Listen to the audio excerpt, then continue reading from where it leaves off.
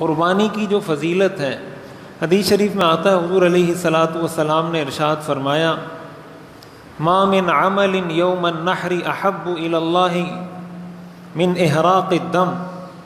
کہ اللہ کی نظر میں 10 ذی الحجہ کو خون بہانے سے افضل کوئی عبادت نہیں ہے۔ اور پھر آگے حضور نے فرمایا وَإِنَّهُ لَيَأْتِي يَوْمَ الْقِيَامَةِ بِقُرُونِهَا، کہ قیامت کے دن یہ جانور اپنے سینگوں کے ساتھ، اپنے کھروں کے ساتھ اللہ کی بارگاہ میں حاضر ہوگا۔ اور پھر حضور نے فرمایا وَإِنَّ الدَّمَ لَيَقَعُ مِنَ اللَّهِ بِمَكَانٍ قَبْلَ أَن يَقَعَ عَلَى الْأَرْضِ، کہ قربانی کے جانور کا خون کا قطرہ زمین پر بعد میں گرتا ہے اور اللہ کے ہاں اس کی قبولیت اس سے پہلے ہو جاتی ہے۔ اللہ کی بارگاہ میں قربانی کے جانور کا خون اس کے زمین پر گرنے سے بھی پہلے قبول ہو جاتا ہے۔ اسی لیے حضور نے فرمایا فطیبوا بہا نفسا، لہٰذا خوشی خوشی قربانی کیا کرو، خوش دلی کے ساتھ، بڑے دل کے ساتھ قربانی کیا کرو۔ اسی طرح حضور علیہ الصلاۃ والسلام نے ارشاد فرمایا من وجد سعة ولم يضحي فلا يقربن مصلانا، کہ جس آدمی کو اللہ نے طاقت اور وسعت دی ہے اور اس کے باوجود وہ قربانی نہیں کرتا، ایسا شخص ہماری عیدگاہ کے قریب بھی نہ آئے، ایسا شخص ہماری عیدگاہ کے قریب بھی نہ آئے۔ اب ظاہر ہے یہ بہت بڑی وعید ہے، بہت بڑی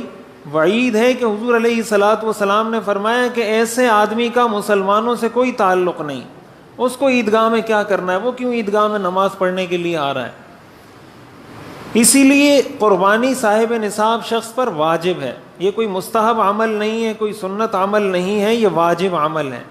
قربانی کرتے وقت ایک چیز ہمیشہ یہ ذہن میں رکھنی چاہیے کہ قربانی کا فلسفہ کیا ہے، اس کی روح اور اس کی حقیقت کیا ہے۔ تو قربانی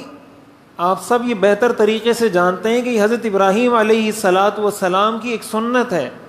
جو اللہ تعالیٰ نے قیامت تک کے لیے جاری فرمائی ہے۔ جب حضرت ابراہیم علیہ السلام کو حکم ہوا کہ اپنے بیٹے کو ذبح کریں، اور حضرت ابراہیم علیہ السلام نے اس حکم کی تعمیل میں بیٹے کو ذبح کرنے کے لیے لٹایا، چھری پھیری، اللہ تعالیٰ نے اس کا الٹرنیٹ اور متبادل عطا فرما دیا، ایک مینڈے کی شکل میں حضرت ابراہیم نے اس کو ذبح فرمایا۔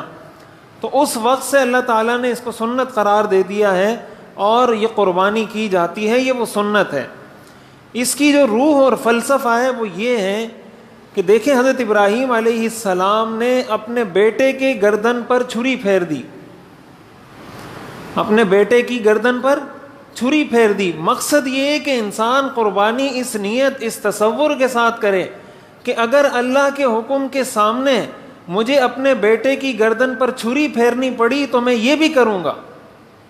جو دنیا کا مشکل ترین کام ہے کہ اپنی اولاد کی گردن پر چھری پھیرنا مشکل ترین کام ہے دنیا کا، لیکن اس تصور کے ساتھ، اب ظاہر ہے اللہ ہمیں اس چیز کا کبھی حکم نہیں دے گا، شریعت تو آ چکی، شریعت مکمل ہو چکی، شریعت میں اب کہیں اس چیز کا کوئی تصور نہیں کہ کوئی کسی انسان کو ذبح کرے، لیکن مقصد یہ ہے کہ اگر ایک آدمی اپنے آپ کو اتنے مشکل ترین کام کے لیے تیار کر لیتا ہے، پھر اس کے لیے نماز پڑھنا کیا مشکل ہے، پھر اس کے لیے زکوٰۃ دینا کیا مشکل ہے، پھر اس کے لیے صلہ رحمی کرنا کیا مشکل ہے، شریعت کے مطابق اپنی شادی، اپنی خوشی، اپنی غمی کو منانا، یہ اس کے لیے کیا مشکل ہے۔